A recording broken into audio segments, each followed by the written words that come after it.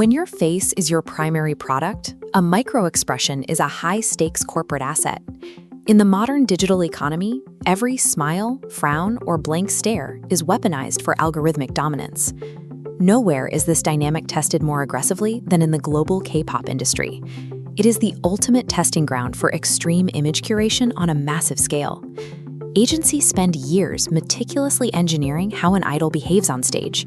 But staring right back at them is an audience armed with high-definition lenses, a digital panopticon that captures and analyzes every millisecond of footage. This forces a brutal choice: carefully script every reaction to guarantee a viral hit, or rely on a raw delivery and risk fading into the background. The friction between a manufactured public persona and the audience's demand for authenticity creates a highly volatile public relations environment. One minor misstep and the backlash is immediate. Recently, 5 prominent K-pop idols faced intense internet hate campaigns over their facial expressions. Their experiences provide a specific data set to analyze exactly where persona curation fails.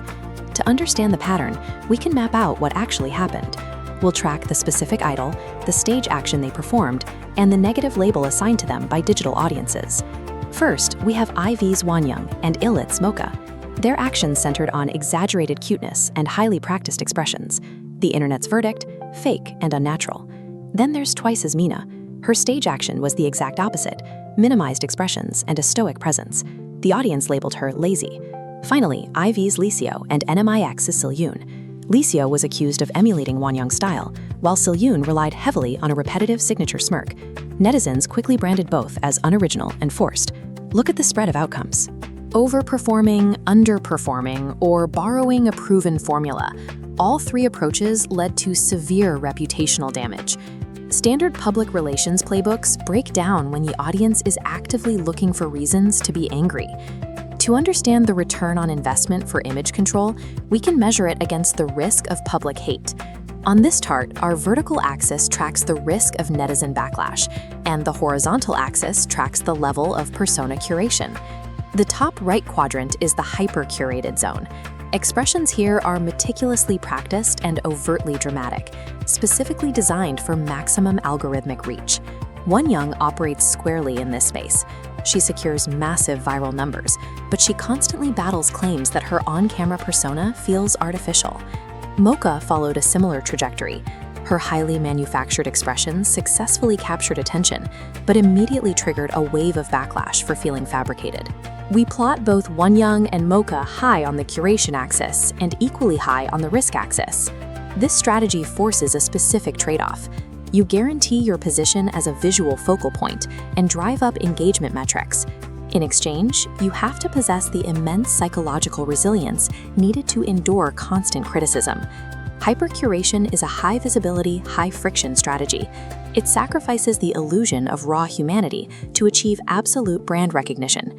You might assume the solution is to retreat to the opposite extreme, adopting a baseline of stoicism so you never produce a cringe-inducing viral moment. Looking back at our chart, that approach lands in the top left quadrant, under-curated but still high risk. Mina's experience illustrates exactly why. By minimizing her facial expressions on stage, digital audiences didn't perceive cool focus. Instead, they interpreted her lack of movement as active arrogance. Dropping Mina's data point here proves a difficult reality. Putting in low effort does not insulate you from high risk. In a visual economy, your audience expects you to perform active emotional labor. If you present an under-curated persona, viewers often weaponize their boredom and turn it into outrage. If both extremes fail, creators often try a third option to mitigate risk, copying a formula that has already worked for someone else. Licio faced heavy criticism for allegedly lifting Wonyoung's exact facial expressions. Even in an industry known for manufacturing talent, audiences still demand visual originality. Silyoon hit a similar wall. She relied on a signature smirk, a safe look that became a liability once viewers noticed how often she repeated it. Borrowing a persona triggers an uncanny valley effect. The audience senses a glitch in authenticity, realizing they are watching a copied routine rather than an original performance. Plotting Liso and Silyoon places them right in the center right of our chart.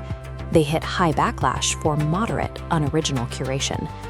The internet is highly adept at spotting unoriginal formulas, and it attacks them far faster than it forgives raw, natural mistakes. Zooming out from K-pop, this reveals a brutal rule for anyone building a brand online. The internet aggressively scrutinizes and punishes any extreme effort. Navigating digital authenticity feels like dodging a heavy pendulum. Lean too hard into polish, and you shatter the trust. Lean too far into apathy, and you break the entertainment contract. Audiences demand the flawless execution of a hyper-curated persona. Yet, the moment they catch you putting in the visible effort required to achieve that polish, they treat it as a betrayal. Since backlash is a consistent byproduct of reaching these extremes, creators must stop trying to avoid hate entirely and instead choose which type of friction they can live with. To figure that out, we can run your goals through a simple decision framework called the Authenticity Optimizer. It starts with one crucial question: can your brand monetize polarizing hate? If the answer is yes, and your infrastructure is built to survive high-intensity hate campaigns, you take the polarizing path. The trade-off favors the high-volume visibility that hyper-curation provides, treating reputational damage as an operational cost. If the answer is no, and you're optimizing for long-term loyalty, you take the community path. This means avoiding borrowed blueprints and aiming for professional competence without the veneer of manufactured perfection. Taking this middle ground means you probably won't trigger rapid algorithmic spikes, but it does protect your energy, keeping you out of the exhausting cycle of daily netizen witch hunts. In a hyper-scrutinized visual economy, the strongest public relations move isn't achieving perfection, it's intentionally choosing the flaws you are willing to defend.